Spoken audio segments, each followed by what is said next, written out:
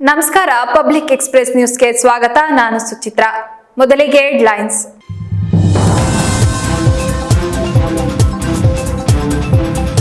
ಹಾಸನಾಂಬ ದರ್ಶನೋತ್ಸವದ ಸಾಂಪ್ರದಾಯಿಕ ವಿಧಿವಿಧಾನಗಳಿಗೆ ಚಾಲನೆ. ಹಾಸನ ಜಿಲ್ಲಾ ಖಜಾನೆಯಿಂದ ಅಲಂಕೃತ ಬೆಳ್ಳಿ ರಥದಲ್ಲಿ ದೇವಿಯ ಅಮೂಲ್ಯ ಒಡವೆಗಳ ರವಾನೆ.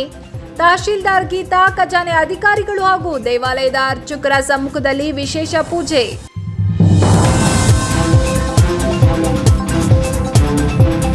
ಹಾಸನ ಕೈಗಾರಿಕಾ ಪ್ರದೇಶದ ಪ್ರಿಕಾಟ್ ಲಿಮಿಟೆಡ್ ಸಂಸ್ಥೆಯಲ್ಲಿ ಕಾರ್ಮಿಕರ ಅನಿರ್ದಿಷ್ಟ ಅವಧಿಯ ಹೋರಾಟ. ವೇತನ ಹೆಚ್ಚಳ ಮತ್ತು ಕೆಲಸದ ಕಾಯಂ ಮಾತಿಗೆ ಬೇಡಿಕೆ. ಕಾರ್ಮಿಕ ಕಾಯ್ದೆಯ ಪ್ರಕಾರ ವೇತನ ಪರಿಷ್ಕರಣೆ ಆಗಿಲ್ಲ ಎಂಬ ಆರೋಪ.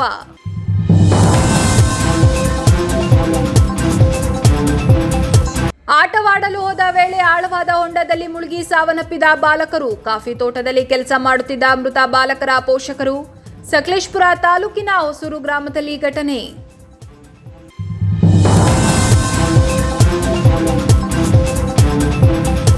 ವರ್ಷಕ್ಕೊಮ್ಮೆ ಮಾತ್ರ ತೆರೆದುಕೊಳ್ಳುವ ಹಾಸನಾಂಬ ದೇವಾಲಯದ ಉತ್ಸವಕ್ಕೆ ಕ್ಷಣಗಣನೆ ಆರಂಭವಾಗಿದೆ. ಉತ್ಸವದ ಅಂಗವಾಗಿ ಭದ್ರತೆಯ ಮಧ್ಯೆ ದೇವಿಯ ಅಮೂಲ್ಯ ಒಡವೆಗಳನ್ನ ಇಂದು ಜಿಲ್ಲಾ ಖಜಾನೆಯಿಂದ ದೇವಸ್ಥಾನಕ್ಕೆ ರವಾನೆ ಮಾಡಲಾಗಿತ್ತು. ಬೆಳ್ಳಿ ರಥದಲ್ಲಿ ದೇವಿಯ ಆಭರಣಗಳನ್ನ ಪುರೋಹಿತರು ಪೂಜಾ ವಿಧಿವಿಧಾನಗಳೊಂದಿಗೆ ದೇವಸ್ಥಾನಕ್ಕೆ ಕರೆತರಲಾಯಿತು. ಈ ವೇಳೆ ಅಧಿಕಾರಿಗಳು, ದೇವಸ್ಥಾನ ಟ್ರಸ್ಟ್ ಸದಸ್ಯರು ಹಾಗೂ ಭಕ್ತರು ಉಪಸ್ಥಿತರಿದ್ದರು. ಜಿಲ್ಲಾ ಆಡಳಿತದ ಕಠಿಣ ಭದ್ರತಾ ವ್ಯವಸ್ಥೆಯಡಿ ರವಾನೆ ಕಾರ್ಯ ನಡೆಯಿತು. ದೇವಿಯ ಒಡವೆಗಳನ್ನು ದೇವಸ್ಥಾನದ ಒಳಗಡೆ ವಿಶಿಷ್ಟ ಪೂಜೆಯ ನಂತರ ಸುರಕ್ಷಿತವಾಗಿ ಸಂಗ್ರಹಿಸಲಾಯಿತು.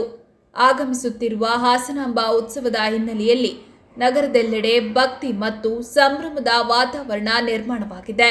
ದೇವಸ್ಥಾನ ಮತ್ತು ನಗರದ ವಿವಿಧ ಭಾಗಗಳಲ್ಲಿ ಸಿದ್ಧತೆಗಳು ಜೋರಾಗಿವೆ.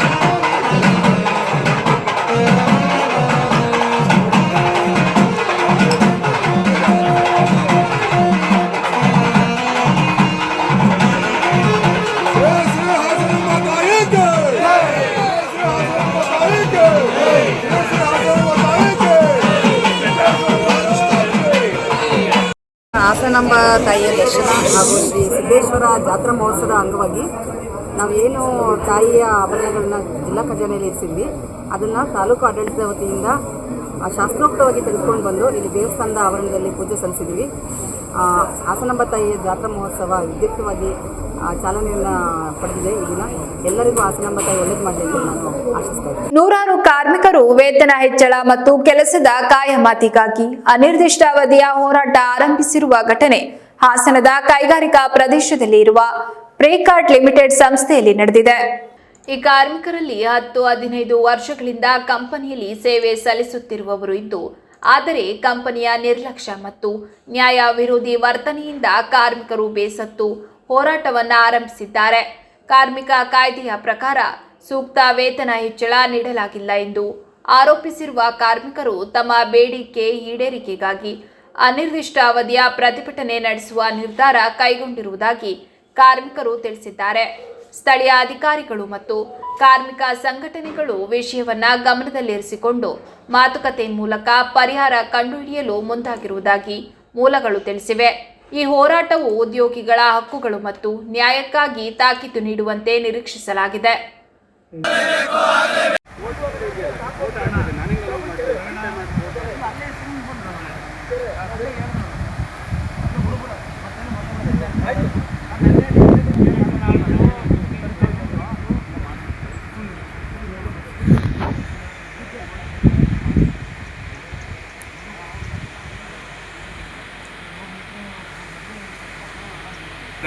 ಈಗ ನಿಮ್ಮ ಹಕ್ಕು ನೀವು ಮಾಡಿ ಕೇಳ್ಕೊಳ್ಳಿ. ಈಗ ಅವ್ರು ಪರ್ಮಿಷನ್ ಕೊಟ್ಟರೆ ಖಂಡಿತ ಇದು ಮಾಡ್ಕೊಳ್ಳಿ. ಇಲ್ಲಿ ನಾವು ನೀವು ಮಾತಾಡಿದ್ದಲ್ಲ, DLC ಕ್ಲಿಯರೆನ್ಸ್ ಹೇಳಿದ್ದಾರೆ. ಈಗ ನಾವು ಹೇಳ್ತಿ ಕೇಳಿ,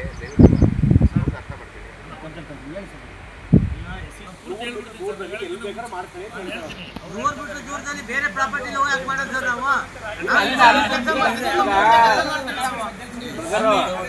ಒಂದು ಮಾತು ಕೇಳಿ, ಅವರು ಬೇರೆ ಯಾರು ತಂದಿಲ್ಲ, ತಂದಿರೋದು ಈ ಕಂಪ್ನಿಗಳೇ ತಂದವ್ರೆ ಸರ್. ಹೌದು ಸರ್, ಈ ಕಂಪ್ನಿ ಅವರು ಕೋರ್ಟಿಂದ ಸ್ಟ್ರೈಕ್ ತಂದಿದ್ದಾರೆ, ಇಂಜೆಕ್ಷನ್ ಆರ್ಡರ್ ತಂದಿದ್ದಾರೆ, 100 ಮೀಟರ್ ದೂರದಲ್ಲಿ ಸ್ಟ್ರೈಕ್ ಮಾಡ್ಬಿಟ್ಟು ಇದೇ ಕಂಪ್ನಿಯವರಿಗೆ ಮತ್ತೆ SEZ ಅವರಿಗೆ KDB ಅವರಿಗೆ ಕಂಪ್ಲೇಂಟ್ ಮಾಡ್ತಾರೆ, KDB ಅವರಿಗೆ ಸ್ಟ್ರೈಕ್ ಮಾಡ್ತಾರೆ ಅಂತ ಅವ್ರು ಬರ್ತಾರೆ. SEZ ಸರ್ ನಮಸ್ತೆ, ನಾವು ಪ್ರಿಕಾರ್ಟ್ ಲಿಮಿಟೆಡ್ ವರ್ಕರಿಂದ ಮಾತಾಡ್ತಾ ಇರೋದು. ಯೂನಿಯನ್ ಪ್ರೆಸಿಡೆಂಟು, ಅಧ್ಯಕ್ಷರು, ಖಜಾಂಚಿ ಎಲ್ಲರೂ ಮಾತಾಡ್ತಾ ಇರೋದು. ನಾವು ಪ್ರಿಕಾರ್ಟ್ ಲಿಮಿಟೆಡ್ ಕಂಪ್ನಿಲಿ 14-15 ವರ್ಷದಿಂದ ಕೆಲಸ ಮಾಡ್ಕೊಂಡು ಬಂದಿದ್ದೀವಿ. ಸ್ಟಾರ್ಟಿಂಗ್ ಎರೆಕ್ಷನ್ ಫೀಲ್ಡಲ್ಲೇ ಬಂದರು ನಾವು ಇಲ್ಲಿ. ಹಿಂದೆ ಇವರು 1966 ಕಡಿಮೆ ಜಾಗ ಸಿಕ್ತು ಅಂತ SEZ ಮಾಡ್ಕೊಂಡಾಗ ಕಡಿಮೆ ಜಮೀನಿಗೆ ತಗೊಂಡು ಎಲ್ಲರೂ ಜಾಗಗಳನ್ನು ಕಡಿಮೆ ತಗೊಂಡು ಇವರು 24 ಎಕರೆಗಳನ್ನು ಮಾಡ್ಕೊಂಡು ಈ ಕಂಪ್ನಿ ಪ್ಲಾಂಟ್ ಮಾಡಿದ್ದಾರೆ. ಕಂಪ್ನಿ ಪ್ಲಾಂಟ್ ಮಾಡ್ಕೊಂಡು ಒಳ್ಳೆ ಆದಾಯ ಮಾಡ್ಕೊತಿದ್ದಾರೆ. ಆಗಿನ ಜನರಲ್ಲಿ ನೀರು ಚೆನ್ನಾಗೈತೆ, ಜಾಗ ಚೆನ್ನಾಗೈತೆ ಅಂತ ಬಂದು ಇಲ್ಲಿ ಕಡಿಮೆಗೆ ತಗೊಂಡು ಜಾಗ ಲೋಕದಲ್ಲಿ ಜಾಗ ಮೇನ್ ಫಸ್ಟ್ ಆಫ್ ಆಲು ಇಲ್ಲ ಜಾಗ ಕಳ್ಕೊಂಡು ಬಂದು ಅವ್ರ ಮಕ್ಕಳೆಲ್ಲ ಕೆಲಸ ಮಾಡ್ತಿದ್ದಾರೆ. ಇಲ್ಲಿ 15 ವರ್ಷ ಕೆಲಸ ಮಾಡ್ತಿದ್ದಾರೆ. First of all campus selection ನಮ್ದು ಎಲ್ಲ ಕೆಲವ್ರದ್ದು ಎಲ್ಲರದು ಲೋಕಲಿಂದ ಎಲ್ಲರೂ ಕ್ಯಾಂಪಸ್ ಸೆಲೆಕ್ಷನ್ನು 2010, 11, 12ರಲ್ಲಿ ಕ್ಯಾಂಪಸ್ ಮುಖಾಂತರ ಕರ್ಕೊಂಡು ಬಂದು ಇಲ್ಲಿ ನಮ್ಗೆ ಕೆಲಸ ಕೊಡ್ತೀನಿ, ಕಾಯಮಾತಿ ಕೊಡ್ತೀನಿ, ಸಂಬಳ ಡಬಲ್ ಮಾಡಿಕೊಡ್ತೀನಿ, ಕ್ವಾರ್ಟರ್ಸ್ ಕೊಡ್ತೀನಿ, ಮತ್ತು ಮಕ್ಳಿಗೆ ಎಜುಕೇಷನ್ ಎಲ್ಲ ಕೊಡ್ತೀನಿ ಅನ್ಕೊಂಡು ಕರ್ಕೊಂಡು ಬಂದರು. ನಮ್ಮ ಲೈಫ್ ಎಲ್ಲನೂ ಈಗ ಆನ್ ಮಾಡಾಕಿದ್ದಾರೆ. ನಾವೇನು ಬೇರೆ ಕಂಪ್ನಿಗೆ ಹೋಗಂಗಿಲ್ಲ, ಏಜ್ ಭಾರ ಬಿಟ್ರೆ ಕಂಪ್ನಿ ಗತಿ ಇಲ್ಲ, ಹಂಗೆಲ್ಲ ಆಗಿದೆ. ಎಲ್ಲರಿಗೆಲ್ಲ ಹೆಂಗ್ ಹುಡುಗರು 28-30 ವರ್ಷ ಮದುವೆ ಆಗಬೇಕು, ಫ್ಯಾಮಿಲಿ ನೋಡ್ಕೋಬೇಕು, ಖರ್ಚುಗಳು ಭಾರಿ ಬಂದಿದ್ದಾವೆ. ನಾವೀಗ 15 ವರ್ಷ ಆದಮೇಲೆ ಕಂಪ್ನಿ ಲಾಭಕ್ಕೆ ಬರ್ಸಿದ್ದೀವಿ. ಕಂಪ್ನಿ ಬ್ಯಾಲೆನ್ಸ್ ಶೀಟ್ ತೆಗೆದು ನೋಡ್ಬೋದು, ಅಥವಾ ನಮ್ಮ ವೆಬ್ಸೈಟಲ್ಲೇ ನೋಡ್ಬೋದು, ಪ್ರಿಕಾರ್ಟ್ ವೆಬ್ಸೈಟಲ್ಲೇ ನೋಡ್ಬೋದು. ಎಲ್ಲ ರೀತಿಯೂ ಶೇರ್ ಎಲ್ಲ ಎಷ್ಟಿತ್ತು ಮೊದಲು, ಈಗ ಎಷ್ಟಾಗಿದೆ ಎಲ್ಲ ನೋಡ್ಕೋಬೋದು. ಹಂಗಾಗಿ ಈಗ ಪ್ರತಿದಿನ ದಿನಕ್ಕೆ 2018, 19, 20 ಕಂಪ್ನಿ ಲಾಸಲ್ಲಿತ್ತು. 20, 21, 22 ನೋ ಪ್ರಾಫಿಟ್ ನೋ ಲಾಸಿಗೆ ಬಂತು. ಈ 22, 23, 24 ಲಾಭಕ್ಕೆ ಬಂದಿದೆ. ಕಂಪ್ನಿ ಲಾಭಕ್ಕೆ ಬರ್ಸ್ಬಿಟ್ಟು ನಾವೀಗ ಸಂಬಳ ಕೇಳ್ತಾ ಇದ್ದೀವಿ. ಈಗ ಇವರು ಯಾವುದೋ ಒಂದು ಟ್ರಂಪ್ ನೆಪ ಒಟ್ಟಿ ಟ್ರಂಪ್ ದೇಶಕ್ಕೆ ಒಬ್ಬನೇ ಕಳಿಸ್ತಾ ಇಲ್ಲ, ಅಮೆರಿಕಕ್ಕೆ ಒಂದು ಕಳಿಸ್ತಾ ಇಲ್ಲ, ಇಡೀ 40 ದೇಶಕ್ಕೆ ನಮ್ಮ ಕಂಪ್ನಿ ಪ್ರಾಡಕ್ಟೇ ಕಳಿಸ್ತಾ ಇದೀವಿ ನಾವು. ಟ್ರಂಪ್ ಟ್ಯಾಕ್ಸ್ ಜಾಸ್ತಿ ಮಾಡೋದು ಈಗ ಪ್ರೆಸೆಂಟ್ ಮಾರ್ಚಿಂದ ಮಾಡಿರೋದು. ಟ್ರಂಪ್ ಟ್ಯಾಕ್ಸ್ ಜಾಸ್ತಿ ಮಾಡೋದು ಒಂದು ಉದ್ದೇಶ ಇಟ್ಕೊಂಡು ಇವರು ನಮ್ಗೆ ಈಗ ಸಂಬಳ ನೆಪ ಒಟ್ಟಿ 1 ವರ್ಷ ಆಯಿತು ನಾವು ಡಿಮ್ಯಾಂಡ್ ಕೊಟ್ಟು. 1 ವರ್ಷ ಅಕ್ಟೋಬರ್ 9 ನಾವು ಡಿಮ್ಯಾಂಡ್ ಕೊಟ್ಟಿರೋದು. 1 ವರ್ಷದಿಂದ ಸತಾಯಿಸ್ತಾ ಬಂದು ಈಗ ಟ್ರಂಪ್ ನೆಪ ಒಟ್ಟಿ ನಮಗೆ ಮುಂದೂಡಿದ್ದಾರೆ. ಇನ್ನೊಂದು ನಾವು ಇವತ್ತೆದ್ದು ಆದರೂ ನಾವು ಸಮಾಧಾನವಾಗಿದ್ದು ಕಾನೂನು ಚೌಕಟ್ಟಲ್ಲಿ ಎಲ್ಲನೂ ಮಾಡ್ತಿದ್ದೀವಿ. ಇದುವರೆಗೂ ನಾವು ಕಂಪ್ನಿಗೆ ಯಾವುದೇ ತೊಂದರೆ ಕೊಟ್ಟಿಲ್ಲ, ಏನೂ ಮಾಡಿಲ್ಲ. ಇವತ್ತು ನಾವು ಗೇಟ್ ಮುಂದೆ ಬಂದು ಮುಷ್ಕರ ಮಾಡ್ತಿರೋ ಉದ್ದೇಶ ಏನಪ್ಪ ಅಂದರೆ, ನಾವು ಕಂಪ್ನಿ ಎಂಪ್ಲಾಯ್ 80 ಜನ ಇದ್ದೀವಿ, ಕಾಂಟ್ರಾಕ್ಟ್ ವರ್ಕರು 300 ಜನ ಇದ್ದಾರೆ, ಸ್ಟಾಫ್ ಅವರು 120 ಜನ ಇದ್ದಾರೆ. ಇವರು 120 ಜನಕ್ಕೆ ನಿನ್ನೆ ಇಂಕ್ರಿಮೆಂಟ್ ಮಾಡಿದ್ದಾರೆ. ಅವ್ರಿಗೆ ಬೇಕಾಬಿಟ್ಟು ಮನ್ಸೋ ಇಚ್ಛೆ 15-20% ಮಾಡ್ಕೊಂಡಿದ್ದಾರೆ. ಎಕ್ಸಾಂಪಲ್ 4,000ದಿಂದ ಹಿಡಿದು ಮ್ಯಾಕ್ಸಿಮಮ್ 13,000 ಗಂಟೆ ಅವ್ರಿಗೆ ಇನ್ಕ್ರಿಮೆಂಟ್ ಮಾಡಿದ್ದಾರೆ. ಅದು ನಮ್ಮ ಹುಡುಗರಿಗೆಲ್ಲವ ನಮಗೆ ಮಾಡೋಕ್ಕಾದ್ರೆ ಟ್ರಂಪ್ ಬಂದ ಮಧ್ಯದಲ್ಲಿ ಸ್ಟಾಫ್ ಅವರಿಗೆ ಇವ್ರು ಬಂದಿಲ್ವಾ, ಯಾರು ಟ್ರಂಪ್ ಬರಲಿಲ್ವಾ, ಕೆಲಸ ಮಾಡ್ತಿರೋದು ನಾವು. ಸೊ ಇದು ಪ್ರೊಡಕ್ಷನ್ ದುಡಿತಿರೋದು ನಾವು ದುಡ್ದಿದ್ದ ಇವರು ಮಾರ್ಕೆಟಿಂಗ್ ಮಾಡ್ತಾವ್ರೆ ಅಷ್ಟೇ. ಹೆಸರು ಮಾರ್ಕೆಟಿಂಗು ಮತ್ತು ಕೆಲವು ಅಕೌಂಟೆಂಟ್ ಡಿಪಾರ್ಟ್ಮೆಂಟಲ್ಲಿ ಅವ್ರು ಮಾಡ್ತಾರೆ ಹೊರತು ಬೇರೆ ಏನಿಲ್ಲ. ಇದು ಮಾಡ್ಕೊಂಡು ಇವ್ರು ಕೆಲಸ ಉತ್ಪಾದನೆ ಮಾಡ್ಲಾ ಅವ್ರೇನು ಮಾಡ್ತಾರೆ, ಉತ್ಪಾದನೆ ಮಾಡ್ಲೇಬೇಕು. ನಾವು ಮೊದಲು ಉತ್ಪಾದನೆ ಫಸ್ಟ್ ಪ್ರಿಫರೆನ್ಸ್ ಕೊಡಬೇಕು ಹುಡುಗರಿಗೆ. ಇದು ಹಿಂಗೆಲ್ಲ ಇರ್ಬೇಕಾದ್ರೆ ದಬ್ಬಾಳಿಕೆ ದೌರ್ಜನ್ಯ ನಡೀತಾ ಇದೆ. ಮೇನ್ ಇನ್ನೊಂದು ಇಂಪಾರ್ಟೆಂಟ್, ತಮಿಳ್ನಾಡು ಕಂಪ್ನಿ ಇದು 14 ವರ್ಷದಿಂದ ಬಂದಿರೋದು. ಲೋಕಲ್ ಅವ್ರಿಗೆ ಯಾರು ಸಪೋರ್ಟ್ ಮಾಡ್ತಿಲ್ಲ. ಅಂದರೆ ಪ್ರಮೋಷನ್ ಮಾಡೋದಲ್ಲಿ 14 ವರ್ಷದ ನಾನು ಎಂಪ್ಲಾಯಿ, ನಾನು ಇನ್ನೂ ವರ್ಕರೇ, ಅವತ್ತು ಆಪ್ರೇಟ್ರೆ ಇವತ್ತು ಆಪ್ರೇಟ್ರೇ. ನೆನ್ನೆ ಮೊನ್ನೆ ಬಂದ ಸ್ಟಾಫು ನನಗಿಂತ ಸಂಬಳ ಜಾಸ್ತಿ, ಪ್ರಮೋಷನ್ 2 ವರ್ಷಕ್ಕೆ 3 ವರ್ಷಕ್ಕೆ. ಇವತ್ತು ಹೇಳ್ತೀನಿ 120 ಯಾವನು 10 ವರ್ಷ ಕೆಲಸ ಮಾಡಿಲ್ಲ. ಬಟ್ ಇಲ್ಲಿ ಕೂತರೆಲ್ಲ ಕಾರ್ಮಿಕರು 10 ವರ್ಷ ಕೆಲಸ ಮಾಡಿದ್ದಾರೆ. ಇಲ್ಲಿ ಯಾವ್ದಾರ ಮಾಡಿರ್ಬಿಡ್ಲಿ, ಮಾಡಿಲ್ಲ. ಇದು ಗುತ್ತಿಗೆದಾರ ಕರ್ಮ 300 ಜನ ಇದ್ದಾರೆ. ಅವರಿಗೆ ಮಿನಿಮಮ್ ವೇಜ್ ಮಾತ್ರ ಕೊಡ್ತಿದ್ದಾರೆ. ಬಟ್ ನಮಗೂ ಅಷ್ಟೇ ಕಂಪ್ನಿ ಲಾಭ ಲಾಸ್ ಬೇಕಾದ್ರೆ ಬ್ಯಾಲೆನ್ಸ್ ಶೀಟಲ್ಲಿ ಅವರೇ ಹಾಕಿದ್ದಾರೆ, ಅವರೇ ವೆಬ್ಸೈಟಲ್ಲಿ. ಅವ್ರು ನೋಡ್ಕೊಬಿಟ್ಟು ನಮಗೆ ಮುಂದಿನ ದಿನ ಇದು ನಮಗೆ ನಾವೇನು ಡಿಮ್ಯಾಂಡ್ ಕೊಟ್ಟಿದ್ದೀವಿ ಅವ್ರು ಫುಲ್ಫಿಲ್ ಆಗಲಿಲ್ಲ ಅಂದರೆ ದೊಡ್ಡ ಮಟ್ಟಕ್ಕೆ ಹೋರಾಟ ಮಾಡ್ತೀವಿ. ಅದಂತೂ ಸತ್ಯ. ಅನಿರ್ದಿಷ್ಟಾವಧಿ ನಮ್ಗೆ ಮುಗಿಯೋದೇ ಇಲ್ಲ. ಇವತ್ತು ಶುರು ಮಾಡಿದ್ದೀವಿ, ಅವ್ರ ಡಿಮ್ಯಾಂಡ್ ಫುಲ್ಫಿಲ್ ಮಾಡೋಣ ನಾವು ಮಾಡೇ ಮಾಡ್ತೀವಿ. ಇವತ್ತಿಂದ ಶುರುವಾಗಿದೆ ದೊಡ್ಡ ಮಟ್ಟಕ್ಕೆ. ನಾಳೆ ಕಾಂಟ್ರಾಕ್ಟರ್ ಕಂಪ್ನಿಯವರು DC ಮುಂದೆ, SP ಚಾಪಿ ಮುಂದೆ ಪಂಜಿನ ಮೆರವಣಿಗೆ ಎಲ್ಲ ಆಗುತ್ತೆ. ಅದಂತೂ ನಾನು ಹೇಳೋಕೆ ಭರವಸೆ ಕೊಡ್ತೀನಿ. ನಮ್ಮ ಹೆಸರು ಪ್ರವೀಣ್ GP ಅಂತ, ಆಲೂರು. ಪ್ರಿಕಾರ್ಡ್ ಮೆರವಣಿಗೆ ಆರ್ಗನೈಸ್ ಸೆಕ್ರೆಟರಿ ಆಗಿ ವರ್ಕ್ ಮಾಡ್ತಾ ಇದ್ದೀನಿ. ನಮ್ಮ ಜೊತೆ ಇರೋರು ಕಿರಣ್ ಅಂತ ಜನರಲ್ ಸೆಕ್ರೆಟರಿ, ಆರ್ಗನೈಸ್ ಸೆಕ್ರೆಟರಿ. ನಾವು ಸೋಮನಾಥ್ ಅಸಿಸ್ಟೆಂಟ್ ಸೆಕ್ರೆಟರಿ, ಗಿರೀಶ್ ಅವರಿದ್ದಾರೆ, ನಮ್ಮ ಮಧು ಅವರಿದ್ದಾರೆ. ಇನ್ನೊಂದು ಇಂಪಾರ್ಟೆಂಟ್ ಏನಪ್ಪ ಅಂದರೆ ನಮ್ಮ ಪಕ್ಕದ ಕಂಪ್ನಿ NTC ಅವರು ಅಥವಾ ಸುಮಾರು ಹಲವಾರು ನಮ್ಮ ಸಂಘಟನೆಗಳು ನಾವು ಸಪೋರ್ಟ್ ಮಾಡ್ತಿದ್ದಾವೆ, ಒಳ್ಳೆ ರೀತಿ ಸಪೋರ್ಟ್ ಮಾಡ್ತಿದ್ದಾವೆ. ಅದೇ ರೀತಿ ಬೆಂಬಲಕ್ಕೆ ಇದ್ದಾರೆ, ಮುಂದಕ್ಕೂ ಹಂಗೆ ಮಾಡ್ತೀವಿ ನಾವು. ಇಬ್ಬರು ಬಾಲಕರು ನೀರಿನ ಹೊಂಡದಲ್ಲಿ ಮುಳುಗಿ ಮೃತಪಟ್ಟಿರುವ ಘಟನೆ ಸಕಲೇಶಪುರ ತಾಲೂಕಿನ ಹೊಸೂರು ಗ್ರಾಮದಲ್ಲಿ ನಡೆದಿದೆ. ಮೃತರನ್ನ 7 ವರ್ಷದ ಪ್ರಣಯ್ ಮತ್ತು 5 ವರ್ಷದ ನಿಶಾಂತ್ ಎಂದು ಗುರುತಿಸಲಾಗಿದೆ. ಇಬ್ಬರ ಪೋಷಕರು IBC ಕಾಫಿ ಎಸ್ಟೇಟ್ನಲ್ಲಿ ಕೂಲಿ ಕೆಲಸ ಮಾಡುತ್ತಿದ್ದರು. ಈ ವೇಳೆ ತೋಟದ ಹತ್ತಿರದ ನೀರಿನ ಹೊಂಡದಲ್ಲಿ ಆಟವಾಡಲು ತೆರಳಿದ ಬಾಲಕರು ಹೊಂಡ ಆಳವಾಗಿದ್ದರಿಂದ ಮುಳುಗಿ ಮೃತಪಟ್ಟಿದ್ದಾರೆ. ಘಟನೆಯ ಮಾಹಿತಿ ತಿಳಿದ ಕೂಡಲೇ ಅಗ್ನಿಶಾಮಕ ದಳದ ಸಿಬ್ಬಂದಿ ಸ್ಥಳಕ್ಕೆ ಧಾವಿಸಿ ಇಬ್ಬರ ಶವಗಳನ್ನು ಹೊರತೆಗೆದಿದ್ದಾರೆ. ಈ ಸಂಬಂಧ ಸ್ಥಳೀಯರು ಮತ್ತು ಗ್ರಾಮಸ್ಥರು ಆಘಾತ ವ್ಯಕ್ತಪಡಿಸಿದ್ದಾರೆ. ಈ ಘಟನೆ ಸಕಲೇಶಪುರ ನಗರ ಪೊಲೀಸ್ ಠಾಣಾ ವ್ಯಾಪ್ತಿಯಲ್ಲಿ ನಡೆದಿದ್ದು ಪ್ರಕರಣ ದಾಖಲಾಗಿದ್ದು ತನಿಖೆ ಮುಂದುವರೆದಿದೆ. ಇತಿಹಾಸ ಪ್ರಸಿದ್ಧ ಹಾಸನಾಂಬ ದೇವಾಲಯದ ವಾರ್ಷಿಕ ದರ್ಶನೋತ್ಸವದ ಹಿನ್ನೆಲೆಯಲ್ಲಿ ಜಿಲ್ಲೆಯ ಉಸ್ತುವಾರಿ ಸಚಿವರ ನೇತೃತ್ವದಲ್ಲಿ ಉತ್ಸವದ ರೂಪುರೇಷೆ ಹಾಗೂ ಸಿದ್ಧತೆಗಳ ಕುರಿತು ಪತ್ರಿಕಾಗೋಷ್ಠಿ ನಡೆಯಿತು.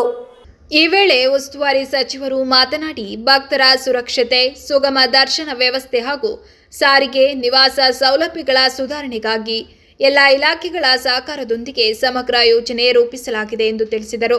ಜಿಲ್ಲಾಡಳಿತ, ಪೊಲೀಸ್ ಇಲಾಖೆ, ನಗರಾಭಿವೃದ್ಧಿ ಪ್ರಾಧಿಕಾರ ಮತ್ತು ದೇವಸ್ಥಾನ ಟ್ರಸ್ಟ್ ಪ್ರತಿನಿಧಿಗಳ ಉಪಸ್ಥಿತಿಯಲ್ಲಿ ನಡೆದ ಸಭೆಯಲ್ಲಿ ಭಕ್ತರ ನಿರೀಕ್ಷೆ, ವಾಹನ ನಿಲುಗಡೆ ವ್ಯವಸ್ಥೆ, ಕುಡಿಯುವ ನೀರು, ವೈದ್ಯಕೀಯ ಸಹಾಯ ಕೇಂದ್ರ ಮತ್ತು ಶೌಚಾಲಯಗಳ ವ್ಯವಸ್ಥೆ ಕುರಿತು ಚರ್ಚಿಸಲಾಯಿತು.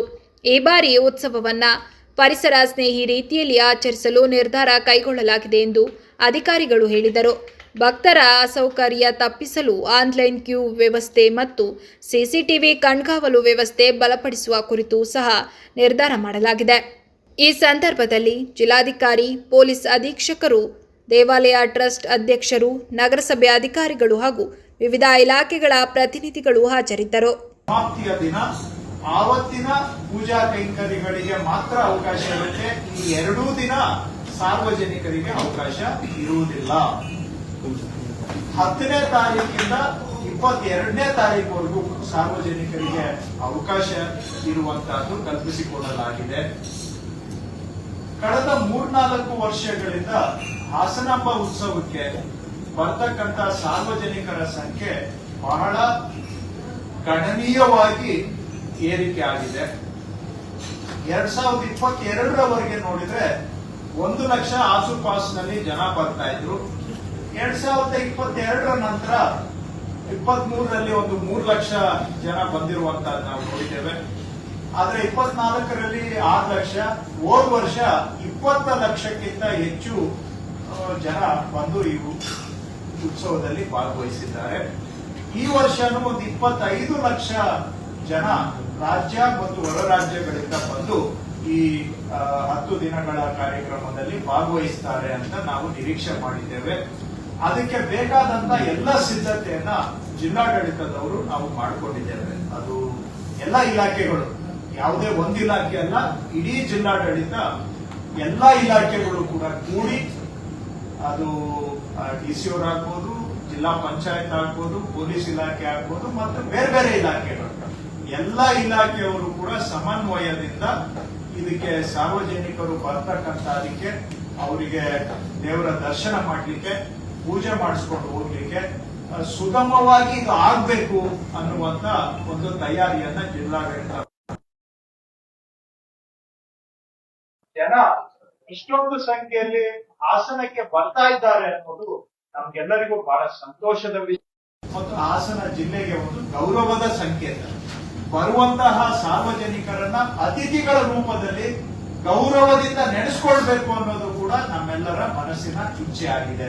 ಯಾಕಂದ್ರೆ ನಮ್ಮ ಮನೆಗೆ ಯಾರೇ ಬರ್ತಾರೆ ಅಂದ್ರು ಅವರು ಬಂದಾಗ ಅವರ ಭೇಟಿ ಸುಖದಾಯಕವಾಗಿ ಇರಬೇಕು. ಆವಾಗ ಮಾತ್ರ ನಾವು ಅತಿಥಿಗಳನ್ನ ಸರಿಯಾಗಿ ಗೌರವದಿಂದ ನಡೆಸ್ಕೊಂಡಂಗೆ ಆಗುತ್ತೆ. ಅದಕ್ಕೆ ಬೇಕಾದಂತ ಎಲ್ಲ ತಯಾರಿಯನ್ನ ನಾವು ಮಾಡಿಕೊಂಡಿದ್ದೇವೆ. ಈ ವರ್ಷ ವಿಶೇಷ 9ನೇ ತಾರೀಕಿಂದಾನೇ ಆರಂಭ ಮಾಡಿ ಸಾಂಸ್ಕೃತಿಕ ಕಾರ್ಯಕ್ರಮಗಳನ್ನು ಕೂಡ ಹಾಸನಾಂಬ ಉತ್ಸವದ ಜೊತೆಗೆ ಹಮ್ಮಿಕೊಂಡಿದ್ದೇವೆ. ಇದಕ್ಕೆ 3 ವೇದಿಕೆಗಳನ್ನ ನಿರ್ಮಾಣ ಮಾಡಿದ್ದೇವೆ. 3 ಸ್ಥಳಗಳಲ್ಲಿ ಬರ್ತಕ್ಕಂತಹ ಭಕ್ತರು ಈ ಸಾಂಸ್ಕೃತಿಕ ಕಾರ್ಯಕ್ರಮಗಳಲ್ಲೂ ಭಾಗವಹಿಸಿ ಪೂಜೆಯ ಜೊತೆಗೆ ಒಂದು ಸಂಪತ್ಭರಿತವಾದಂತ ಅನುಭವವನ್ನ ಹೊಂದಿ ಹೋಗ್ಬೇಕು ಅನ್ನುವಂಥದ್ದು ಇದರ ಉದ್ದೇಶ. ಸೊ 3 ಕಡೆ ವೇದಿಕೆಗಳನ್ನ ನಿರ್ಮಾಣ ಮಾಡಿ ಬಹಳ ಹೆಚ್ಚಿನ ಒತ್ತನ್ನು ನಾವು ಜಾನಪದ ಕಲೆಗಳ ಪ್ರದರ್ಶನಕ್ಕೆ ಕೊಟ್ಟಿದ್ದೇವೆ. ಸೊ ಒಂದು ಜಾನಪದ ಜಾತ್ರೆಯನ್ನು ಕೂಡ ಪ್ರತಿನಿತ್ಯ ರಾಜ್ಯದ ಮೂಲೆ ಮೂಲೆಯಿಂದ ಜಾನಪದ ಕಲಾವಿದರನ್ನ ಕರೆಸಿ ಅವರಿಗೆ ಇಲ್ಲಿ ವೇದಿಕೆಯನ್ನ ಕೊಟ್ಟು. ಆರೋಗ್ಯ ಸಚಿವ ದಿನೇಶ್ ಗುಂಡೂರಾವ್ ಅವರು ರಾಜ್ಯದ ಆರೋಗ್ಯ ಕ್ಷೇತ್ರದ ಅಭಿವೃದ್ಧಿ ಕುರಿತು ಮಹತ್ವದ ಹೇಳಿಕೆಯನ್ನ ನೀಡಿದ್ದಾರೆ. ಚನ್ನರಾಯಪಟ್ಟಣದಲ್ಲಿ ನಡೆದ ಆರೋಗ್ಯ ಮೇಳಕ್ಕೆ ಚಾಲನೆ ನೀಡಿ ಮಾತನಾಡಿದ ಅವರು, ರಾಜ್ಯದಲ್ಲಿ 1800 ಹೊಸ ವೈದ್ಯರ ನೇಮಕಾತಿ ಪೂರ್ಣಗೊಂಡಿದೆ. ಪಿಜಿ ವೈದ್ಯರ ನೇಮಕಾತಿ ಪ್ರಕ್ರಿಯೆಯು ಪ್ರಗತಿಯಲ್ಲಿದೆ ಎಂದ ಅವರು, ಮಧ್ಯಪ್ರದೇಶದಲ್ಲಿ ನಡೆದ ಸಿರಪ್ ದುರಂತ ಕುರಿತು ಪ್ರತಿಕ್ರಿಯಿಸಿ, ಅಂತಹ ಘಟನೆಗಳು ಅತ್ಯಂತ ಆಘಾತಕಾರಿ. ನಮ್ಮ ರಾಜ್ಯದಲ್ಲಿ ಆ ಕಾಫ್ ಸಿರಪ್ ಸರಬರಾಜಾಗಿಲ್ಲ. ಔಷಧ ಮಾದರಿ ಪರೀಕ್ಷೆಯಲ್ಲಿ ಕರ್ನಾಟಕ ರಾಜ್ಯ ನಂಬರ್ 1 ಸ್ಥಾನದಲ್ಲಿದೆ. ಮಕ್ಕಳಿಗೆ ಔಷಧ ನೀಡುವಾಗ ಹೆಚ್ಚು ಎಚ್ಚರಿಕೆ ವಹಿಸಬೇಕು. ಈ ಕುರಿತು ಮಾರ್ಗಸೂಚಿ ಬಿಡುಗಡೆ ಮಾಡಲಾಗುತ್ತಿದೆ. ಹಿಂದಿನ ಸರ್ಕಾರಗಳು ಆರೋಗ್ಯ ಮತ್ತು ಆಹಾರ ಸುರಕ್ಷತೆ ವಿಷಯದಲ್ಲಿ ಹೆಚ್ಚಿನ ಗಮನ ಹರಿಸಲಿಲ್ಲ. ಆದರೆ ನಮ್ಮ ಸರ್ಕಾರ ಅಧಿಕಾರಕ್ಕೆ ಬಂದ ನಂತರ ಆಹಾರ ಸುರಕ್ಷತೆಗೆ ಹೆಚ್ಚಿನ ಆದ್ಯತೆ ನೀಡಿದೆ. ಜನರಿಗೆ ಆಹಾರ ಸುರಕ್ಷತೆ ಬಗ್ಗೆ ಜಾಗೃತಿ ಮೂಡಿಸಲು ಕ್ರಮ ಕೈಗೊಳ್ಳಲಾಗಿದೆ ಎಂದು ಹೇಳಿದರು. ಮಿನರಲ್ ವಾಟರ್ ತಯಾರಿಕೆಗೆ ಸಂಬಂಧಿಸಿದಂತೆ ರಾಜ್ಯಾದ್ಯಂತ ಮತ್ತೊಂದು ಸುತ್ತಿನ ಪರಿಶೀಲನೆ ನಡೆಸಿ ಅಗತ್ಯ ಕ್ರಮ ಕೈಗೊಳ್ಳಲಾಗುತ್ತದೆ ಎಂದು ಸಚಿವರು ಸ್ಪಷ್ಟಪಡಿಸಿದರು. ರಾಜ್ಯದಲ್ಲಿ ನಡೆಯುತ್ತಿರುವ ಸಾಮಾಜಿಕ, ಆರ್ಥಿಕ ಹಾಗೂ ಶೈಕ್ಷಣಿಕ ಸಮೀಕ್ಷೆ ಕುರಿತ ಉಪಮುಖ್ಯಮಂತ್ರಿ ಡಿಕೆ ಶಿವಕುಮಾರ್ ಅವರ ಆಕ್ಷೇಪದ ಕುರಿತು ಪ್ರತಿಕ್ರಿಯಿಸಿದ ಅವರು, ನಾನು ಆ ಸಮೀಕ್ಷೆಯ ಭಾಗವಾಗಿದ್ದೇನೆ. ಪ್ರಶ್ನೆಗಳು ಸರಿಯಾಗಿ ಕೇಳಿದಾಗ ಮಾತ್ರ ಸರಿಯಾದ ಮಾಹಿತಿ ಸಿಗುತ್ತದೆ. ಕೆಲ ಪ್ರಶ್ನೆಗಳು ಅಸಮಾಧಾನ ಉಂಟು ಮಾಡಬಹುದು, ಆದರೆ ಯಾರಿಗೆ ಮೀಸಲಾತಿ ಅಥವಾ ಸರ್ಕಾರದ ಸೌಲಭ್ಯ ಸಿಕ್ಕಿದೆ ಎನ್ನುವುದನ್ನು ಅರ್ಥ ಮಾಡಿಕೊಳ್ಳಲು ಅವು ಅಗತ್ಯ ಎಂದು ವಿವರಿಸಿದರು. ಕಾರ್ಯಕ್ರಮದಲ್ಲಿ ಜನಪ್ರತಿನಿಧಿಗಳು, ಅಧಿಕಾರಿಗಳು ಹಾಗೂ ಸ್ಥಳೀಯರು ಉಪಸ್ಥಿತರಿದ್ದರು.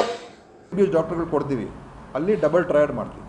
ಆ ಥರ ಎಲ್ಲ CHCಗಳಲ್ಲ, ಯಾವ CHCಗಳು ಚೆನ್ನಾಗಿ ಕೆಲಸ ಮಾಡ್ತಾ ಇದೆ ಅವ್ರಿಗೆ ನಾವು ತೆಗಿಯೋಕ್ಕೆ ಹೋಗಲ್ಲ.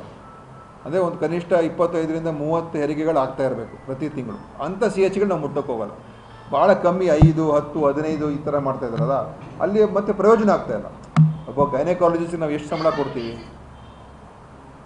ಈ 3 ಜನ ಇದ್ದರೆ ಕನಿಷ್ಠ ಒಂದು ತಾಲೂಕು ಆಸ್ಪತ್ರೆಯಲ್ಲಿ ಈ 3 ಜನ ಟೀಮ್ ಇದ್ದರೆ 100ರಿಂದ 150 ಮಿನಿಮಮ್ ಮಾಡ್ಬೋದು ಹೆರಿಗೆಗಳು. ಇಲ್ಲಿ ಬರೀ 20-25 ಆಗ್ತಾ ಇದ್ದರೆ ನಮಗೂ ಕೂಡ ಲಾಸು, ಜನರು ಕೂಡ ಅದು ಪ್ರಯೋಜನ ಕಮ್ಮಿ ಆಯಿತು. ಮತ್ತು ಈಗಿನ ಕಾಲದಲ್ಲಿ ಜನರಿಗೆ ಆ ತಾಲೂಕು ಆಸ್ಪತ್ರೆಗೆ ಹೋಗೋದಕ್ಕೇನು ಕಷ್ಟ ಏನಿಲ್ಲ. ರಸ್ತೆಗಳಿದೆ, ಸಾರಿಗೆ ಇದೆ, ಹೋಗ್ಬಿಡ್ತಾರೆ. ಆದರೆ ಅಲ್ಲಿ ಡಾಕ್ಟರ್ ಸಿಗ್ತಾರೆ ಅಂತ ವಿಶ್ವಾಸ ಇದ್ದರೆ ಹೋಗ್ಬಿಡ್ತಾರೆ. ಸೊ 24/7 ನಮ್ಮ ತಾಲೂಕು ಆಸ್ಪತ್ರೆಗಳಲ್ಲಿ ಈ ಸೇವೆಗಳು ಸಿಗಬೇಕು ಅಂತ ನಾವು ಕ್ಯಾಬಿನೆಟಲ್ಲಿ ಅನುಮೋದನೆ ಆಗಿದೆ. ಈಗ ಅದು ಕಾರ್ಯಗತ ಆಗ್ತದೆ. ಮೊನ್ನೆ ಹಿಂದಿನ ಕ್ಯಾಬಿನೆಟಲ್ಲಿ ಆಯಿತು, ಇನ್ನೊಂದು ಬಹುಶಃ ಬರೋ ತಿಂಗಳಷ್ಟು ಅದಕ್ಕೆ ಕಾರ್ಯಗತ ಮಾಡ್ತೀವಿ. ಸಕಲೇಶ್ಪುರದಲ್ಲಿ ಮಲೆನಾಡು ಭಾಗ ಜೊತೆಗೆ ಕೂಲಿ ಕಾರ್ಮಿಕರು ಬಡವರು ಇದೆ ಅಂತ ಕಡಿಮೆ ದಿನ ಕೊಟ್ಬಿಟ್ಟು ಜಾಸ್ತಿ ಮನೆಗಳು ಈಗ ನೋಡಿ, ಈಗ ಮಾಡೋದಕ್ಕೆ ಯಾವುದೇ ಈ ಥರ ಪ್ರಕ್ರಿಯೆ ಮಾಡಿದಾಗ ಅವ್ರ ಕೈಲಿ ನಮ್ಮ ಅಧಿಕಾರಿಗಳ ಕೈಲಿ ಮಾಡಿಸ್ಬೇಕಾಗ್ತದೆ. ಅಂತಿಮವಾಗಿ ಸ್ವಲ್ಪ ತಡ ಆದರೆ ಡಿಲೇ ಆದರೆ ಮುಂದೆ ಏನು ಮಾಡಬೇಕು ಅಂತ ಸರ್ಕಾರ ತೀರ್ಮಾನ ಮಾಡುತ್ತೆ. ಆದರೆ ನೀವು ಆ ಒತ್ತಡ ತರದೇ ಹೋದರೆ ಯಾವ ಕೆಲಸನೂ ಆಗೋದಿಲ್ಲ ಅಲ್ವಾ. ಒತ್ತಡ ತಂದರೆ ತಾನೇ ಎಲ್ಲ ಮನೆಗೆ ಹೋಗಿ ಶುರು ಮಾಡುವಂಥದ್ದು. ಒತ್ತಡ ಇರಲೇಬೇಕು, ಅದು ಮಾಡೇ ಮಾಡ್ತಾರೆ, ಅದು ಆ ಕೆಲಸ ಆಗೇ ಆಗ್ತದೆ. ಅದೇ ನೀವು ಹೇಳಿದಾಗೆ ಕೆಲವು ಕಡೆ ಜನ ಅದಕ್ಕೆ, ಅದರಲ್ಲೂ ಕೂಡ ನಾನು ನೋಡಿರುವಾಗೆ ಶ್ರೀಮಂತರಿಗೆ ಸ್ವಲ್ಪ ಇದರ ಅವಶ್ಯಕತೆ ಇಲ್ಲ.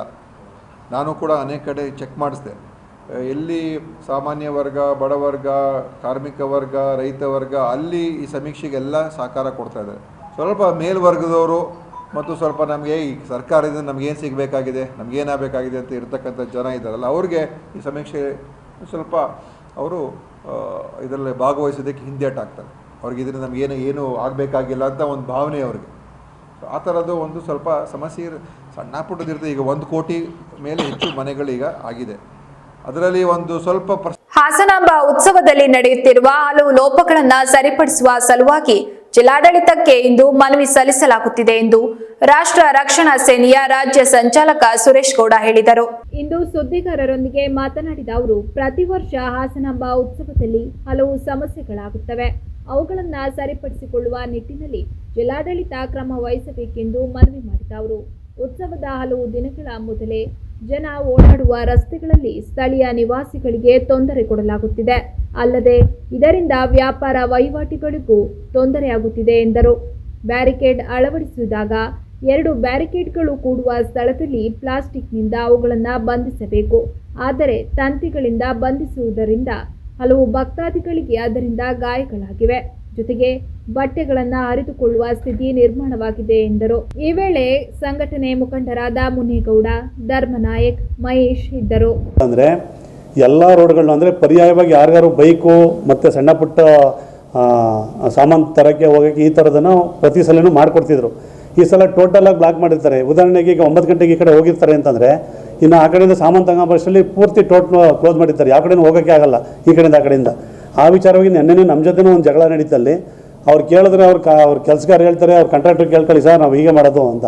ಸಣ್ಣ ಎಕ್ಸಾಂಪಲ್ಲು, ಈ ಲಾರಿ ನಿಲ್ಲಿಸ್ಕೊಂಡು ಅದೆಲ್ಲ ಕಳಿಸ್ತಾ ಇರ್ತಾರೆ. ಅಲ್ಲಿ ಇನ್ನೊಂದು 3 ಅಡಿ ಜಾಗ ಇರುತ್ತೆ. ಆ 3 ಅಡಿ ಜಾಗನ ಸ್ವಲ್ಪ ಬಿಟ್ಟರೆ ಬೈಕ್ ಆರಾಮಾಗುತ್ತೆ, ಯಾರಿಗೇನು ತೊಂದರೆ ಆಗಲ್ಲ. ಬಟ್ ಆದರೂ ಅವ್ರಿಗೊಂಥರ ಏನೋ ಒಂಥರ ದರ್ಪದ ಥರ ರೀತಿಯಲ್ಲಿ ನಾವು ಹಿಂಗೆ ನಿಲ್ಲಿಸೋದು, ಇದೇ ಬ್ಲಾಕ್ ಮಾಡೋದು, ಇದನ್ನು ನಾವು ಈಗ DC ಅವ್ರಿಗೆ ಮನವಿ ಕೊಡ್ತಿದ್ದೀವಿ. ಅದನ್ನು ಈ ಸಲ ಆಗೋಯ್ತು, ಈಗ ಅಲ್ಲೇ ಹೆಚ್ಚು ಕಡಿಮೆ ಆಗಿದೆ. ಮುಂದಿನ ಸಲಕ್ಕೆ ಈ ಥರದ್ದು ಆಗಬಾರ್ದು ಅನ್ನೋದು ಒಂದು ಪಾಯಿಂಟು. ನೆಕ್ಸ್ಟು ಬೇರೆ ಏನು ವಿಚಾರಗಳಿದೆ ಅಂತಂದರೆ, ನಾವು ಪ್ರತಿ ವರ್ಷ ಗಮನಿಸಿರೋ ರೀತಿಯಲ್ಲಿ ಏನವರು ಲೈನ್ ಮಾಡ್ತಾರಲ್ಲ, ಅಂದರೆ ನಿಮಗೆ ಸಾಲಕ್ಕೆ ಬ್ಯಾರಿಕೇಡ್ ಹಾಕ್ತಾರೆ. ಅಲ್ಲೇನಾಗುತ್ತೆ, ಪ್ಲಾಸ್ಟಿಕ್ ಟ್ಯಾಗ್ನ ನಾವು ಲಾಸ್ಟ್ ಟೈಮ್ DC ಅವ್ರಿಗೆ ಇದನ್ನು ಮನವಿ ಮಾಡಿದ್ವಿ. ಪ್ಲಾಸ್ಟಿಕ್ ಟ್ಯಾಗ್ನ ಯೂಸ್ ಮಾಡಬೇಕು ಅಂತ ಒಂದಕ್ಕೊಂದು ಏನು ಜಾಯಿನ್ ಮಾಡ್ತಾರಲ್ಲಿ, ಅವರೇನು ಮಾಡ್ತಾರೆ, ತಂತಿಗಳನ್ನು ದಪ್ಪ ನುಲ್ದು ಹಂಗೆ ಅಡ್ಡದಿಡ್ಡಿ ಬಿಟ್ಟಿರ್ತಾರೆ. ಪ್ರತಿ ಸಲನೂ ಭಕ್ತಾದಿಗಳು ರಾತ್ರಿ ಹೊತ್ತೆಲ್ಲ ಹೋಗಬೇಕಾದ್ರೆ ಅದರದ್ದು ಏನು ತಂತಿ ಇದೆಯಲ್ಲ ಅದನ್ನು ಬಟ್ಟೆಗೆ ಸಿಗಾಕೊಳ್ಳೋದು, ಏಟಾಗೋದು ಭಾಳಷ್ಟು ಸಲ ಆಗಿದೆ ಅದನ್ನು. ಮತ್ತು ಬ್ಯಾರಿಕೇಡ್ದು ಏನು ಒಂದಕ್ಕೊಂದು ಜಾಯಿನ್ ಮಾಡಿ ಲೆಗ್ಗಳು ಬರ್ತವೆ, ಆ ಲೆಗ್ಗು ಹೈಟಲ್ಲಿರುತ್ತೆ. ನಡ್ಕೊಂಡು ಹೋಗ್ಬೇಕಾದ್ರೆ ಕಾಲು ಹೊಡಿಯೋದು, ಚಪ್ಪಲಿ ಕಿತ್ತಾಗೋದು ಪ್ರತಿ ಸಲನೂ ಆಗ್ತಿದೆ.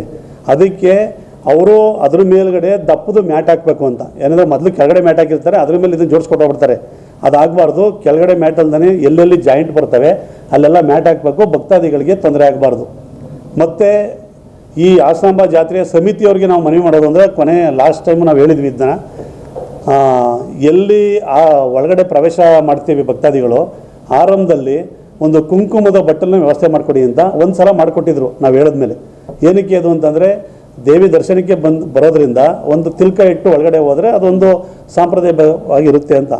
ಮತ್ತು ಇವರು ಯಾರು ಈ ಜಿಲ್ಲಾ ಏನು ಸಮಿತಿ ಇದೆ, ಸಮಿತಿ ಮನವಿ ರೂಪದಲ್ಲಿ, ಆಗ್ರಹ ಅಲ್ಲ ಇದು, ಮನವಿ ರೂಪದಲ್ಲಿ ಆದಷ್ಟು ವಸ್ತ್ರ ಸಂಹಿತೆ ಪಾಲಿಸೋ ಥರ ಒಂದು ಜಾಗೃತಿ ಮೂಡಿಸ್ಬೇಕು ಅಂತ.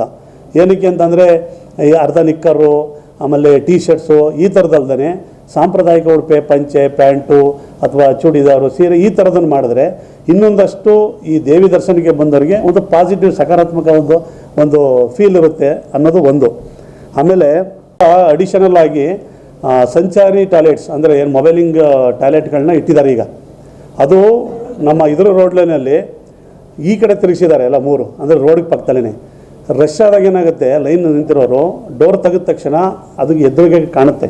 ಅದರಿಂದ ಅದನ್ನು ಆ ಕಡೆ ಅಂತೂ ಮಾಡೋಕ್ಕಾಗಲ್ಲ, ಉಲ್ಟಾ ಅದ್ರ ಮಧ್ಯ ಅಡ್ಡ, ಅಂದರೆ ಆ 3 ಏನು ಇಟ್ಟಿದ್ದಾರೆ ಅದ್ರ ಮಧ್ಯೆ ಒಂದು ಶಾಮಿಯಾನ ಪೀಸ್ ಹೊಡೆಯೋ ಥರನೋ ಅಥವಾ ಅದಕ್ಕೆ ಮರೆ ಮಾಡೋ ಥರನೋ ಮಾಡಬೇಕು. ಆಮೇಲೆ ಈ ಸಲ ನಾವೇ ಕೊನೆ ಸಲ ಗಲಾಟೆ ಮಾಡಿ ಮನವಿ ಕೊಟ್ಟು 3 ಸಲ ಏನು ಈ ಪಾಸ್ ವಿಚಾರದಲ್ಲಿ ಭಾಳ ಅಧ್ವಾನ ನಡೀತು. ಈ ಸತ್ಯಭಾಮ ಮೇಡಮ್ ಇದ್ರಲ್ಲ, ಆವಾಗ ಕೊಟ್ಟಿದ್ವಿ, ಅವ್ರು ನಮಗೆ ಭರವಸೆನೂ ಕೊಟ್ಟಿದ್ದರು ಈ ಸಲ ಪಾಸ್ ಇರಲ್ಲ ಅಂತ. ಅದು ರೆಗ್ಯುಲರಾಗಿ 300, 500, 1000 ಈ ಥರದ್ದು ಇರಲ್ಲ ಅಂತ ಹೇಳಿದರು ನಮಗೆ. ಅದು ಆ ಥರನೇ ಆಗಿದೆ ಈ ಸಲ. ಆದ್ದರಿಂದ ಈ ಗೊಂದಲಗಳು ಮತ್ತು ಇದೆಲ್ಲ ಆದಷ್ಟು ಕಮ್ಮಿ ಆಗ್ಬೋದು ಈ ಸಲ, ಏಕೆಂದರೆ ಒಟ್ಟಿಗೆ ಜನ ಬರೋದ್ರಿಂದ ಈಸಿಯಾಗಿ ಹೋಗ್ತಾರೆ. ಆದರೆ ಸಿಂಗಲ್ ಏನು ಗೋಲ್ಡನ್ ಪಾಸ್ ಅಂತ ಮಾಡಿದಾರಲ್ಲ, ಗೋಲ್ಡನ್ ಪಾಸ್ ನೆಪದಲ್ಲಿ ರಾಜಕಾರಣಿಗಳು ಅಥವಾ ಅಧಿಕಾರಿಗಳು 5 ಜನ 6 ಜನ 7 ಜನನ ಒಟ್ಟೊಟ್ಟಿಗೆ ಬಿಟ್ಟು ಮತ್ತೆ ಈ ಗೊಂದಲಗಳನ್ನು ಮಾಡಿದ್ರೆ ನಮಗೆ ಅದನ್ನು ನಾವು ವಾಚ್ ಮಾಡ್ತಾ ಇರ್ತೀವಿ. ಆ ಕ್ಷಣವೇ ಅಲ್ಲಿ ಪ್ರತಿಭಟನೆಗಳನ್ನು ಮಾಡ್ತೀವಿ ಆ ಕ್ಷಣದಲ್ಲಿ. ಮತ್ತು ಮುಖ್ಯವಾಗಿ ಬೇಕಾಗಿರೋದೇನು ಅಂತಂದರೆ ಟ್ರಾಫಿಕ್ ಜಾಮ್, ಅಂದರೆ ಏನು ಪಾರ್ಕಿಂಗ್ದು ಸಮಸ್ಯೆ. ಲಾಸ್ಟ್ ಟೈಮಲ್ಲೂ ಮೌಖಿಕವಾಗಿ ಅವ್ರಿಗೆ ಹೇಳಿದ್ವಿ ಈ ಥರ ಅಂತ. ಏನು ವ್ಯವಸ್ಥೆ ಮಾಡಿಕೊಡ್ಬೇಕು ನೋಡಿ, ಅವ್ರದ್ದೇ ಸ್ವಂತ ಗಾಡಿಗಳು ಬರೋದ್ರಿಂದ ನಮ್ಮ APMC ರೋಡಲ್ಲಿ ಪೂರ್ತಿನಲ್ಲೆಲ್ಲ ಜಾಮ್ ಆಗಿ ದೊಡ್ಡ ತೊಂದರೆ ಆಗ್ತಿತ್ತಲ್ವ. ಅದ್ರ ಬದಲಿಗೆ ಹೊಸ ಬಸ್ ಸ್ಟ್ಯಾಂಡ್ ಏನಿದೆಯಲ್ಲ, ಹೊಸ ಬಸ್ ಸ್ಟ್ಯಾಂಡಿಂದ ಡಬಲ್ ರೋಡ್ ಇದೆ ದೊಡ್ಡದು, ಮತ್ತು ಹೌಸಿಂಗ್ ಬೋರ್ಡು, ಅವೆರಡೂ ಡಬಲ್ ರೋಡಲ್ಲಿ ಉದ್ದಕ್ಕೂ ಸಿಂಗಲ್ ಲೈನ್ 2 ಸೈಡ್ ಗಾಡಿ ನಿಲ್ಲಿಸ್ಬೋದು. ಮತ್ತು ಬಸ್ ಸ್ಟ್ಯಾಂಡಿಂದ ಬರೋ ಜನಗಳಿಗೆ ಸರ್ಕಾರಿ ಬಸ್ಸು ಅಥವಾ ಖಾಸಗಿಯರಿಗೆ ಇವರೇ ಒಂದಿಷ್ಟು ಅಂತ ನಿಗದಿತ ಮಾಡಿ ಅವರನ್ನು ರೆಗ್ಯುಲರ್ ನಿರಂತರವಾಗಿ ಬೆಳಗ್ಗೆಯಿಂದ ರಾತ್ರಿ 10 ಗಂಟೆ ತನಕ ಅಲ್ಲಿಂದ ಬರೋದು, ಸಂತೆಪೇಟೆ ಸರ್ಕಲಲ್ಲಿ ಬಿಡೋದು, ಮತ್ತು ಇಲ್ಲಿರೋರನ್ನ ಕರ್ಕೊಂಡೋಗಿ ಬಸ್ ಸ್ಟ್ಯಾಂಡಿಗೆ ಬಿಡೋದು. ಈ ರೀತಿ ಮಾಡಿದ್ರೆ ಏನಾಗುತ್ತೆ ಅಂದರೆ 50% ವಾಹನಗಳು ಈ ಹತ್ರ ಬಂದು ಎಲ್ಲಿ ನಮ್ಮ ದೇವಸ್ಥಾನ ಸುತ್ತಮುತ್ತ ಬಂದು ಟ್ರಾಫಿಕ್ ಜಾಮ್ ಆಗೋದು, ಇದೆಲ್ಲ ಅವಾಯ್ಡ್ ಆಗುತ್ತೆ. ನಮ್ಮ ಮುಖ್ಯ ಉದ್ದೇಶ ಮುಖ್ಯವಾಗಿ ಇದನ್ನೇ ಹೇಳಬೇಕು ಅಂತ ಇರೋದು. ಅದರದ್ದು ರೂಪುರೇಷೆ ಎಲ್ಲ ನಾನು ಮಾಡಿದ್ದೀನಿ. ಅದನ್ನು DC ಅವ್ರಿಗೆ ಒಂದ್ಸಲ ಕೊಡ್ತೀವಿ, ಅಂದರೆ ಯಾವ ರೀತಿ ಮಾಡಬೇಕು, ಮತ್ತು ಒಂದು ID ಥರನೋ ಇನ್ನೊಂದು ಆಟೋದವರೆಗೂ ಮಾಡಿಕೊಟ್ಟು ಅವ್ರು ಅಲ್ಲಿಂದ ಕೇವಲ ಪಿಕಪ್ ಮಾಡೋದು. ಉದಾಹರಣೆ ಹೇಳ್ತೀನಿ, 2 ಇನೋವಾದಲ್ಲಿ ಬರ್ತಾರೆ, ಆ ಜಾಗದಲ್ಲಿ ನಿಲ್ಲಿಸಿದ್ರೆ ದೂರದಲ್ಲಿ, ಅಲ್ಲಿಂದ ಅವ್ರು ಇಲ್ಲಿಗೆ ನಡ್ಕೊಂಬರೋಕ್ಕಾಗಲ್ಲ, ಆಟೋದಲ್ಲಿ ಪಿಕಪ್ ಮಾಡಿ ಇಲ್ಲಿ ಬಿಡ್ತಾರೆ, ದೇವಸ್ಥಾನದ ಮುಗಿದ ನಂತರ ಮತ್ತೆ ಅವರಲ್ಲಿ ಹೋಗ್ತಾರೆ. ಅಂದರೆ 50% ಟ್ರಾಫಿಕ್ ಸಮಸ್ಯೆ ಕಮ್ಮಿ ಆಗುತ್ತೆ. ಆಗ ನಮಗೆ ಭಾಳ ನೆಮ್ಮದಿಯಾಗಿ ಬಂದಿರೋರು ದರ್ಶನ ಮಾಡಿ ಹೋಗ್ತಾರೆ ಅನ್ನೋದು ನಮ್ಮದು ಮುಖ್ಯವಾದ ವಿಚಾರ. ಮತ್ತು ಇನ್ನೊಂದು, ಈ ಮೊದಲು ಈ ಶಾಸಕರು ಇವರೆಲ್ಲ ತಿಂಡಿ ವ್ಯವಸ್ಥೆ ಈ ಥರ ಎಲ್ಲ ಬೇರೆ ಮಾಡ್ತಿದ್ರು. ಬಟ್ಟು ಸಿಕ್ಕಾಪಟ್ಟೆ ಆದಾಯ ಇರೋದ್ರಿಂದ ಇದಕ್ಕೆ ನಿರಂತರವಾಗಿ ಲಘು ಉಪಹಾರನ ಭಕ್ತಾದಿಗಳಿಗೆ ಮಾಡೋಕ್ಕೆ ಸಾಧ್ಯ ಆದರೆ ಮಾಡಬೇಕು ಅಂತ ಒಂದು. ಮತ್ತು ಲಡ್ಡುಗೇನು ಇವರು ಚಾರ್ಜನ್ನು ಮಾಡಿದ್ದಾರೆ 50 ರೂಪಾಯಿ, ಅದೆಲ್ಲ ಚಿಲ್ಲರೆದು ಸಮಸ್ಯೆ, ಕೆಲವು ಸಿಗುತ್ತೆ ಕೆಲವು ಸಿಗಲ್ಲ ಲೈನು. ಅದ್ರ ಬದಲಿಗೆ ದರ್ಶನ ಮುಗಿಸಿ ಹೋದ್ಮೇಲೆ ಪ್ರತಿಯೊಬ್ಬ ಭಕ್ತಾದಿಗಳು ಅಂದರೆ ಸಮ ಅಂತ ಗುರುತಿಸಿ ಎಲ್ಲರಿಗೂ ಉಚಿತವಾಗಿ 1 ಲಾಡನ್ನಾದರೂ ಈ ಸಮಿತಿ ಕಡೆಯಿಂದನೇ ಕೊಡಬೇಕು ಅನ್ನೋದು ನಮ್ಮ ಮನವಿ. ಇದಿಷ್ಟು ಆಸ್ತಂಭ ವಿಚಾರವಾಗಿ ಮಾತಾಡ್ತಾರೆ. ಬಹುಜನ ಸಮಾಜ ಪಕ್ಷದ ಸಂಸ್ಥಾಪಕ ಕಾನ್ಸಿರಾಮ್ ಪರಿನಿಬ್ಬಾಣ ದಿನದ ಪ್ರಯುಕ್ತ ಅಕ್ಟೋಬರ್ 9ರಂದು ಬಹುಜನರ ಸಂಕಲ್ಪ ದಿನ ಮೈಸೂರು ವಲಯ ಮಟ್ಟದ ಸಮಾವೇಶವನ್ನ ಅರಕಲಗೂಡು ಪಟ್ಟಣದಲ್ಲಿ ಹಮ್ಮಿಕೊಳ್ಳಲಾಗಿದೆ ಎಂದು ರಾಜ್ಯ ಬಿಎಸ್ಪಿ ಕಾರ್ಯದರ್ಶಿ ಅತ್ನಿ ಹರೀಶ್ ತಿಳಿಸಿದರು. ಪತ್ರಿಕಾಗೋಷ್ಠಿಯಲ್ಲಿ ಮಾತನಾಡಿದ ಅವರು, ಡಾಕ್ಟರ್ ಬಿಆರ್ ಅಂಬೇಡ್ಕರ್ ಅವರ ಕನಸನ್ನ ನನಸು ಮಾಡುವ ಉದ್ದೇಶದಿಂದ ಕಾಶ್ಮೀರದಿಂದ ಕನ್ಯಾಕುಮಾರಿಯವರೆಗೆ 43,000 ಕಿಲೋಮೀಟರ್ ಸೈಕಲ್ ಪ್ರವಾಸ ನಡೆಸಿ ಉತ್ತರ ಪ್ರದೇಶದಂಥ ದೊಡ್ಡ ರಾಜ್ಯದಲ್ಲಿ ಬಿಎಸ್ಪಿ ಅಧಿಕಾರಕ್ಕೆ ಬರುವಂತೆ ಮಾಡಿದ್ದಲ್ಲದೆ ಮಂಡಲ ಆಯೋಗದ ವರದಿಯನ್ನ ಜಾರಿಗೆ ತರುವಂತೆ ಹೋರಾಟ ನಡೆಸಿ ಹಿಂದುಳಿದ ವರ್ಗಗಳಿಗೆ ಮೀಸಲಾತಿ ದೊರಕಿಸಿಕೊಟ್ಟ ಧೀಮಂತ ನಾಯಕ ಕಾನ್ಸಿರಾಮ್ ಅವರನ್ನ ಸ್ಮರಿಸುವ ಉದ್ದೇಶದಿಂದ ಈ ಸಮಾವೇಶವನ್ನ ಆಯೋಜಿಸಲಾಗಿದೆ ಎಂದರು. ಪತ್ರಿಕಾಗೋಷ್ಠಿಯಲ್ಲಿ ಮುಖಂಡರಾದ ಶಿವಣ್ಣ, ಪುಟ್ಟರಾಜ್, ಶಾಹಿದ್ ಪಾಷಾ, ಮನು, ಆದರ್ಶ್ ಉಪಸ್ಥಿತರಿದ್ದರು. ನಮಸ್ಕಾರ. ಆಗಮಿಸಿರ್ತಕ್ಕಂಥ ನಾನೆಲ್ಲ ಪ್ರೀತಿಯ ಮಾಧ್ಯಮ ಮಿತ್ರರಿಗೆ ವಂದಿಸ್ತಾ, ಈ ಪತ್ರಿಕಾಗೋಷ್ಠಿಯಲ್ಲಿ ನಮ್ಮ ಪಕ್ಷದ ತಾಲೂಕು ಅಧ್ಯಕ್ಷರಾದ ಶಿವಣ್ಣನವರು, ಸಂಯೋಜಕರಾದ ಮಿಲಿಟರಿ ಪುಟ್ಟರಾಜ್ರವರು, ಮತ್ತು ಜಿಲ್ಲಾ ಕಾರ್ಯಕಾರಿ ಸಮಿತಿ ಸದಸ್ಯರಾದ ಶಾಹಿದ್ ಪಾಷಾರವರು, ತಾಲೂಕು ಉಪಾಧ್ಯಕ್ಷರಾದ ತೌಸಿಫ್ ಅವರು, ಇನ್ನೋರ್ವ ತಾಲೂಕು ಉಪಾಧ್ಯಕ್ಷರಾದ ಮಧುರವರು, ಮತ್ತು ತಾಲೂಕು ಪ್ರಧಾನ ಕಾರ್ಯದರ್ಶಿಗಳಾದ ಆದರ್ಶ್ ಅವರು ಈ ಪತ್ರಿಕಾಗೋಷ್ಠಿಯಿದ್ದಾರೆ. ಬಂಧುಗಳೇ, ಈ ಪತ್ರಿಕಾಗೋಷ್ಠಿನ ಕರೆದಿರ್ತಕ್ಕಂಥ ಉದ್ದೇಶ ಏನಪ್ಪ ಅಂದರೆ, ಇದೇ 9ನೇ ತಾರೀಕು ಗುರುವಾರ ಅರಕಲಗೂಡು ಪಟ್ಟಣದ ಶಿಕ್ಷಕರ ಭವನದ ಎದುರುಗಡೆ ಮೈಸೂರು ವಲಯ ಮಟ್ಟದ ಒಂದು ಬೃಹತ್ ಸಮಾವೇಶನ ಹಮ್ಮಿಕೊಳ್ಳಲಾಗಿದೆ. ಮಾನ್ಯವರ ಕಾಂಶಿರಾಮ್ ಸಾಹೇಬರ ಪುಣ್ಯ ಸ್ಮರಣೆಯ ಅಂಗವಾಗಿ ಬಹುಜನರ ಸಂಕಲ್ಪ ಅಂತ ಹೇಳಿ ಒಂದು ದೊಡ್ಡ ಕಾರ್ಯಕ್ರಮನ ಹಮ್ಮಿಕೊಳ್ಳಲಾಗಿದೆ. ಈ ಕಾರ್ಯಕ್ರಮಕ್ಕೆ ಏನು ನಾವು ಮೈಸೂರು ವಲಯ ಅಂತ ಮಾಡ್ಕೊಳ್ತೀವಿ, ಮಂಡ್ಯ, ಮೈಸೂರು, ಚಾಮರಾಜನಗರ, ಹಾಸನ, ಚಿಕ್ಕಮಗಳೂರು, ಕೊಡಗು, ದಕ್ಷಿಣ ಕನ್ನಡ, ಉಡುಪಿ, ಹೀಗೆ 8 ಜಿಲ್ಲೆಯ ಕಾರ್ಯಕರ್ತ ಬಂಧುಗಳು, ಅಂಬೇಡ್ಕರ್ ಅನುಯಾಯಿಗಳು ಸಾವಿರಾರು ಸಂಖ್ಯೆಯಲ್ಲಿ ಸ್ವಂತ ಟ್ರೈನ್ ಎತ್ಕೊಂಡು ಮತ್ತು ವಾಹನಗಳು ಮಾಡ್ಕೊಂಡು ಅರಕಲಗೂಡಲ್ಲಿ ನಡೀತಿರ್ತಕ್ಕಂಥ ಕಾರ್ಯಕ್ರಮಕ್ಕೆ ಬರ್ತಿದ್ದಾರೆ ಬಂಧುಗಳೇ. ಈ ಕಾರ್ಯಕ್ರಮಕ್ಕೆ ನಮ್ಮ ಪಕ್ಷದ ರಾಜ್ಯ ಉಸ್ತುವಾರಿಯಾದ ಗಂಗಾಧರ್ ಬಹುಜನರವರು, ರಾಜ್ಯಾಧ್ಯಕ್ಷರಾದ ಕೃಷ್ಣಮೂರ್ತಿರವರು, ಹೀಗೆ ನಮ್ಮ ರಾಜ್ಯ ಉಪಾಧ್ಯಕ್ಷರಾದ ಜಾಕೀರ್ ಹುಸೇನ್ ರವರು, ಹೀಗೆ ರಾಜ್ಯ ಮತ್ತು ಜಿಲ್ಲೆಯ ಮುಖಂಡರುಗಳು ಈ ಕಾರ್ಯಕ್ರಮಕ್ಕೆ ಬಂದು ಆಗಮಿಸಿದ್ದಾರೆ. ಕೊನೆಯಲ್ಲಿ ಮತ್ತೊಮ್ಮೆ ಹೆಡ್ಲೈನ್ಸ್.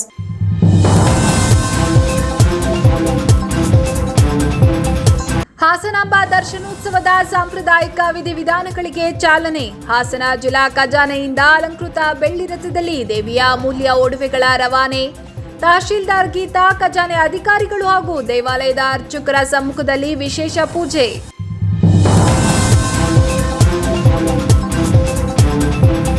ಹಾಸನ ಕೈಗಾರಿಕಾ ಪ್ರದೇಶದ ಪ್ರಿಕಾಟ್ ಲಿಮಿಟೆಡ್ ಸಂಸ್ಥೆಯಲ್ಲಿ ಕಾರ್ಮಿಕರ ಅನಿರ್ದಿಷ್ಟ ಅವಧಿಯ ಹೋರಾಟ. ವೇತನ ಹೆಚ್ಚಳ ಮತ್ತು ಕೆಲಸದ ಕಾಯಂ ಮಾತಿಗೆ ಬೇಡಿಕೆ. ಕಾರ್ಮಿಕ ಕಾಯ್ದೆಯ ಪ್ರಕಾರ ವೇತನ ಪರಿಷ್ಕರಣೆ ಆಗಿಲ್ಲ ಎಂಬ ಆರೋಪ.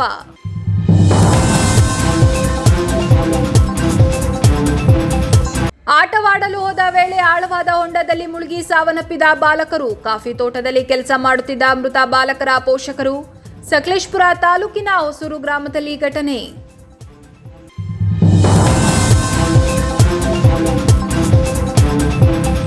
ಇದಿಷ್ಟು ಈವರೆಗಿನ ಪ್ರಮುಖ ಸುದ್ದಿಗಳು. ಸಮಗ್ರ ಸುದ್ದಿಗಳಿಗಾಗಿ ನೋಡ್ತಾ ಇರಿ ಪಬ್ಲಿಕ್ ಎಕ್ಸ್‌ಪ್ರೆಸ್ ಕನ್ನಡ. ಪಯಣ ನಿಮ್ಮೊಂದಿಗೆ.